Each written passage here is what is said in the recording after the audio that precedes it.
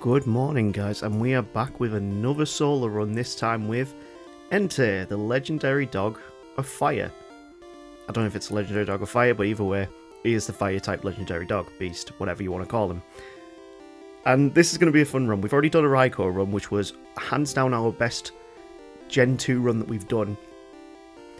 So let's see how Entei actually stacks up. It's got a base stat total of 580, HP and attack are ridiculous at 115, speed is really good at 100, which is fantastic because we know in Gen 2, slow Pokemon don't do very well, especially they don't really do well in any solo run, to be honest. Specials, they're quite average, especially for quite a legendary Pokemon. They're decent, don't get me wrong, that special attack is definitely going to help us out. Defense, decent amount as well. I think we're going to have a pretty good run. So, let's go pick up our Entei. And I'm not too sure what to call him for this video, to be honest. We went with Raijin for Raikou, so what should we go with for Entei? You know what, we're just going to call him Doge. I'm not feeling too imaginative today, and I've been playing around with Dogecoins the last couple of years anyway, so yeah, we'll go with Doge for this. Now we picked up our Entei, we can go and we can see how we do against the very first rival.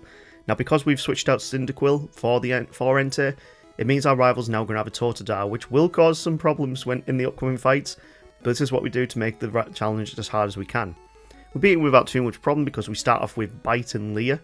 Two really good moves, especially Bite in this generation considering it got the Dark type, and yeah, we take the win very easily, and we're going to call our rival today Etzion for my subscriber, Shy Etzion. Thank you for subscribing, and I hope you enjoy this video against the legendary dog.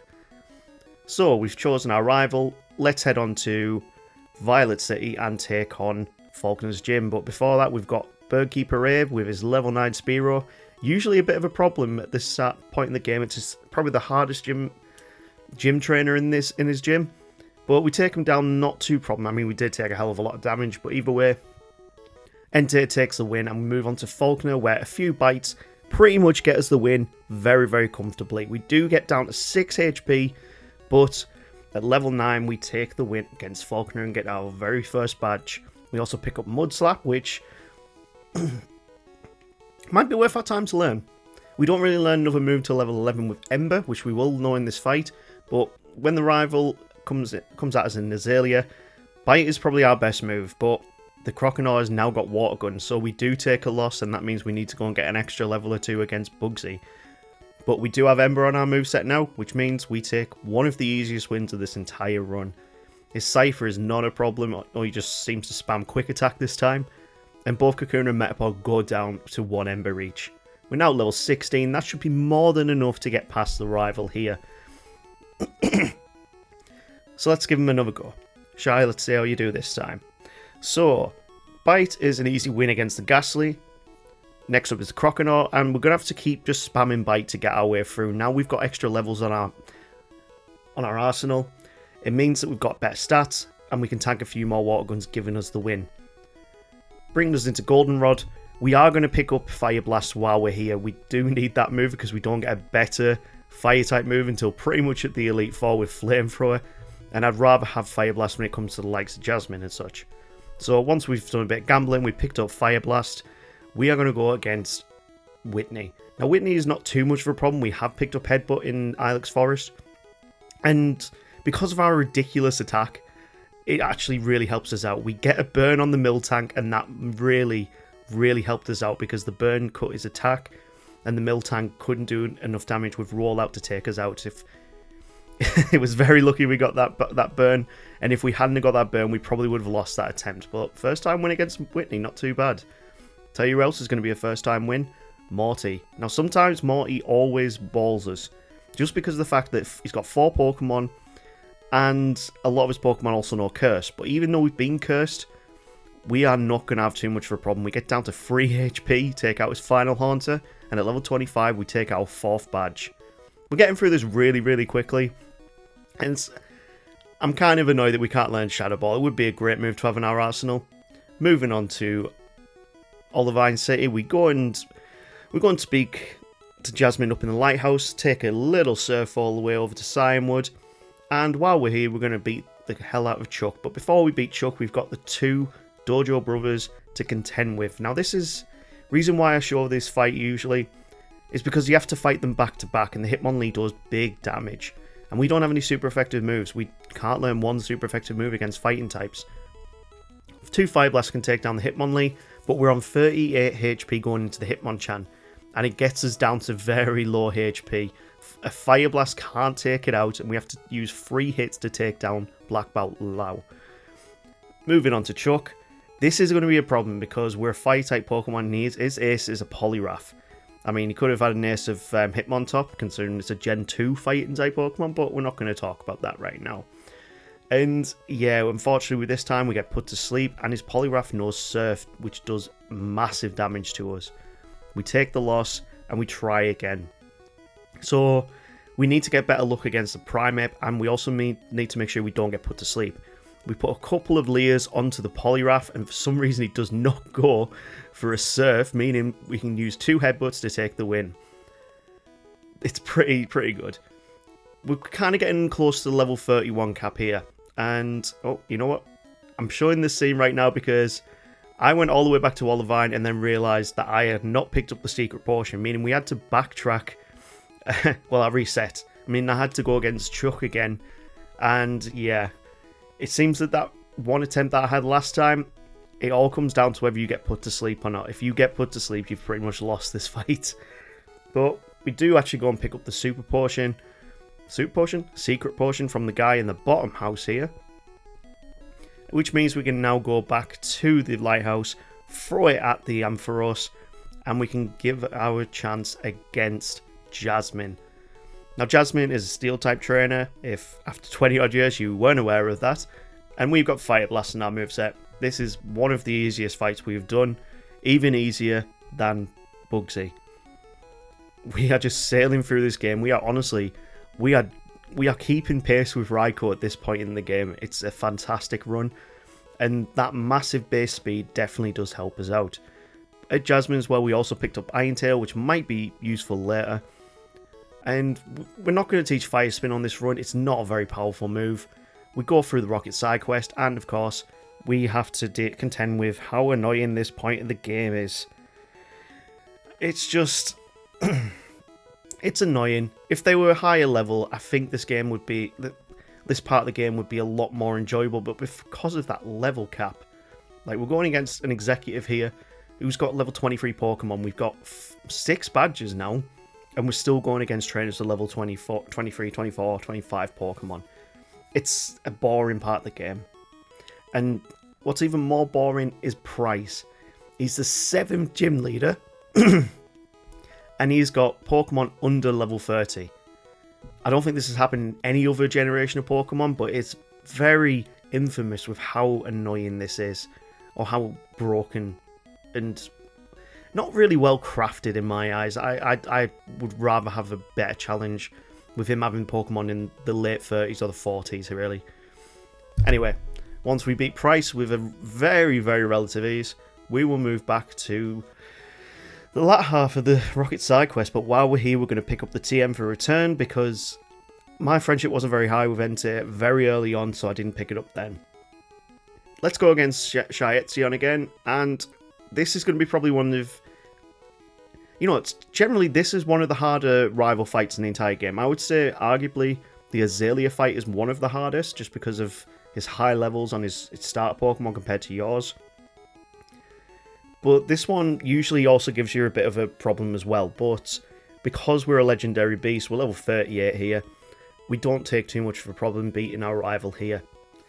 This brings us on to Archer, I think he's called, the Rocket Executive at the top of the radio tower. And he's got 3 Pokemon, a Coffee, a Houndour, and a Houndoom. Not a problem for our Pokemon here, and Doge takes quite an easy win thanks to Headbutt. We are now level 42, and moving on to Blackthorn City. Blackthorn City and Claire is going to be an issue. Now, I am really scared for her. I'm really scared for her Kingdra because it's got the move Surf, which is a very powerful move if you remember from when we were going against Poliwrath with Chuck. It's going to wall us a bit, and we need some good RNG here to actually get us through. And yeah, this is going to be a bit of a chore. But I feel like we still can do it around about the level we are right now. let's move on to Blackthorn and see how we do against Claire. So, just fighting against the Seedras in the gym trainers here, yeah, you started to see how much of a problem we were going to have. Like, 2 headbutts can't even take out that Seedra, and we've got a Kingdra that's a few levels above it, with better stats, that we need to contend with. So yeah, this is going to be a bit of an issue, and I'm not too sure how we're going to do against this Kingdra. So let's start off. We're going to start off against the Dragonair, and pretty much we just don't want to be paralysed. Yeah, this is a great start. And Surf does big damage. We don't get the flinch because we attack second, and Doge takes a loss. And we still had 2 more Pokemon after that to contend with. So pretty much this whole fight relies on return and whether you get paralysed at the start. Well, I mean, we lose twice against Kingdra here. And yeah, it really came down to the fact we got a critical hit on that Dragonair first. We did better damage roll, and she went for a smoke screen. She then went for a Hyper Beam, and then we get a critical headbutt. Not Hyper Beam, Hyper Potion. What am I talking about? And after that, the fight is really, really easy. It's just the Kingdra that you have to contend with, and whether you get paralysed or not. And we finally get our 8th badge. We go and pick up the Dragon Fang, which again is another pointless part to Gen 2 in my eyes. But you do get the move Dragon Breath, which would be perfect if we could learn it. We can now move on to the Elite Four and in Victory Road. I picked up Earthquake because I realised that we can learn Dig. But at that point as well, I didn't realise that we couldn't learn Earthquake. So I wasted a little bit of time here, which may impact the final results, but yeah, either way, we can't learn Earthquake, and it would have been so much easier if we could have learned Earthquake. Our final battle against Shietzion, we are going to decimate him here. A level 45 Entei is just too much for his entire team. The Golbat can't do much to us. His Feraligatr went down without much problem. We've still got Bite on our move set as well. Level 1 move that we started off with. And it is delivering here at the final rival. We take a very easy win, meaning we can now progress on to the Elite Four. And the Elite Four is going to be a bit of a mixed bag, really. We aren't exactly very high levels compared to a lot of the runs that we do on Gen 2. Usually we're around about the mid-50s. We're in the mid-40s right now. So this is going to be a little bit of a... I don't know how we'll do against Will. I mean, our special defense is our lowest stat, and he uses a lot of special attacks. So we'll have to see how we do. Level 46 here, and straight away we get confused and hit by a Psychic. We take out the first Xatu, bringing us onto the Slowbro, who is the one I'm most worried about. Bite is our best move against him. I mean, we do have Return, but we are down to 20 HP and he's still got 3 Pokemon left, and we cannot one-hit any of his Pokemon with any of our moves. So we need to try that again. We're trying this again a few levels above. We're level 48 now, and we get better luck on that Xatu, which made a massive difference in this fight. We got past the Slowbro without taking any damage whatsoever until we get to the 3rd Pokemon where we finally take a Psychic. Executor is weak to Fire Blast, and I misclicked on Headbutt there. Bringing us on to the Jinx, and 1 Final Blast gives us the win. So yeah, a couple extra levels gets us over the next damage rounding cap, and we can move on to Koga. Now, considering a lot of his Pokemon are weak to Fire Blast, this should be an alright fight. Fortress is 4 times weak to Fire-type attacks, and it goes down without any problem. Muck, I'm kind of worried about it. It's very bulky, and it can use Minimize and then Toxic. And we just start taking tons of damage because of the poison. We get badly poisoned as well, and his Crobat decides to use a full restore, which is cheating because I can't use him in battle, and yeah, we take a loss against Koga. So each Elite Four member so far we have lost once against. The second time round though, we get much better luck, and the Fortress goes down again to a 1 more Fire Blast. Level 49 going into this fight, and we're back against the Muck. This time he does go for Minimize again, but our return actually hits through, meaning we do not get poisoned, and that is massive. We managed to beat his Crobat without much of a problem, and Venomoth goes down to 1 final Fire Blast, moving us on to Bruno. Now in Gen 2, I honestly, after doing so many runs in Gen 2, I've got a lot more respect for Bruno, just from his team changes and his move changes in Gen 2. Gen 1 he is completely awful, and I'm pretty sure you could beat him with a Caterpie. I'm pretty sure I've watched Poke Phenomenal beat him with a Caterpie before. But either way, we get down to very low HP, and we've got 2 Pokemon left. Hitmonlee goes down to one massive return, and Mach Punch hits us to get us on 13 HP. 1 return takes the win, and we move on to Karen. And she's going to be a Karen in this video. She's definitely going to be a Karen in this video. Sorry to all Karens out there, but you've got a cliche around you right now. Either way, we have still kept Bite on our moveset all the way to this point, and it is pretty much just for this Karen fight. We get some awful luck against Gengar, and yeah, with the curse damage just piling up, Feint Attack takes us out, and a legendary dog gets beaten by a crow. Yeah, this was a very tedious fight, and I'm only showing you the good attempts really, but I lost to Karen quite a lot. I had to be level 50 just to get to a final Pokemon. We go against the Houndoom, it gets a massive crunch off, she goes for a max potion, cheating again, and we miss and get taken out by a crunch. Yeah, it took us quite a while to beat Karen, whereas Raikou managed to get through with quite relative ease, and we are losing time here. We did manage to catch up a little bit, but right now we are losing a bit of time. We finally take down the Murkrow, and we need better luck against this Houndoom this time round. Crunch still does massive damage, and now we can finally learn Flamethrower and get rid of Ember. Oh, Flamethrower is a fantastic move. 95 power, we've got the stab on it, we've got very good special attack.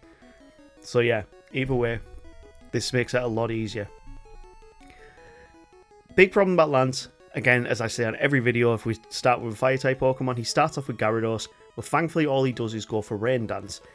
It's kind of annoying, but at the same time, it means that he's not going to get Hydro Pump off on us. But it does reduce the potency of our Fire-type moves.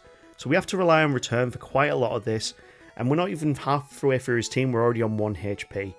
We managed to get a couple of flinches on the Dragonite, but we do get taken down this attempt, and we need to go back to the drawing board.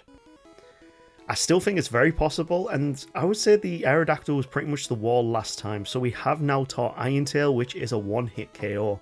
Perfect scenario, and Iron Tail just does massive damage on all of his Pokemon. We get through to a second Dragonite and take a Twister. It takes a couple of returns to take him down, and now we're onto the Charizard. 2 returns are going to be more than enough to take him out. We're onto the final Dragonite. Come on, Doge, you are nearly the league champion. And the final return gives us the win at level 52. Not many Pokemon have managed to do it in the early 50s, so yeah, I'm quite happy with the level. But what time were we finished on? Let's have a quick look. So Entei finished at level 52, and we finish at 3 hours and 4 minutes. That's 2 minutes slower than Raikou.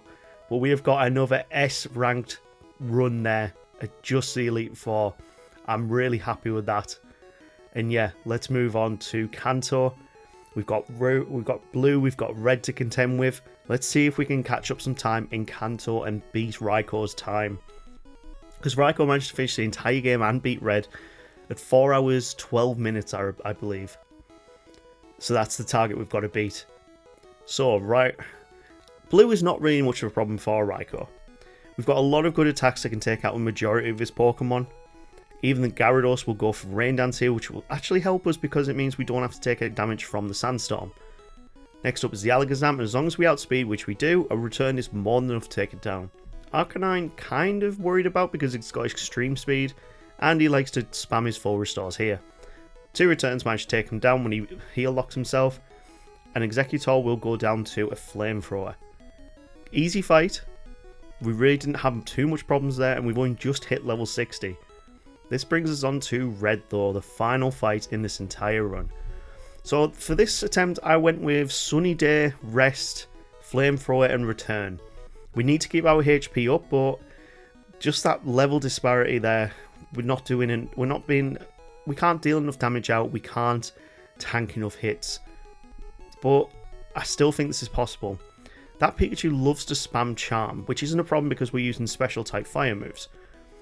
So I have trained myself in special attack a lot more now, and we get the burn on Espeon. This is huge.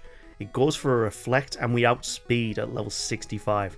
Next is Blastoise, and with Sunny Day up, we can go for Solar Beam. So we have now got Flamethrower, Solar Beam, Sunny Day, and Rest. This brings us on to the Snorlax, which can tank a lot of hits. Essentially what we need is Sunny Day up, and Flamethrower can do huge damage. Charizard is next, and we don't have any normal type moves to work with, so we have to go for Flamethrower, but so can he, and we need to start resting up here. This is why we had Rest. This is the entire reason why we needed Rest on our moveset. At level 65 here, we managed to wake up. He does a little bit more damage, but we've got one more Pokemon to contend with after that, so I need a little bit more HP to work with. We go for a Flamethrower after we can wake up. And at 70 HP, we wake up, take out the Charizard, and that brings us to Venusaur. Flamethrower does big damage, and 2 Flamethrowers give us the win at level 66. There's not many Pokemon that have been able to do this before level 70, so I'm quite happy with that. Let's see what time we finished on. But before that, let's have a quick look at our stats. So, at level 66, this is the moveset we won with, and we had some incredible stats. What time did we finish on? We finished on 4 hours 26 minutes. It's still slower than Raikou. I am really surprised by that. But either way, I'm quite happy with how this run's gone.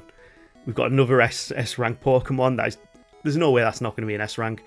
So we need to choose what we're going to go with for the next video. First spin, we get a Politoed. Oh, I really want to do a Politoed run. That could be so fun. What's second? Azumarill. The Marvel run was very tedious. But, I don't know, Azumarill might be a lot different. And then Miltank last. You know, I'm going to go with Azumarill for the next one because I think it's going to be the hardest run. And we'll see how much I suffer for that choice. Either way, you got to this point in the video, please like, subscribe, share, all that stuff. And we will see you next week, guys. Take care.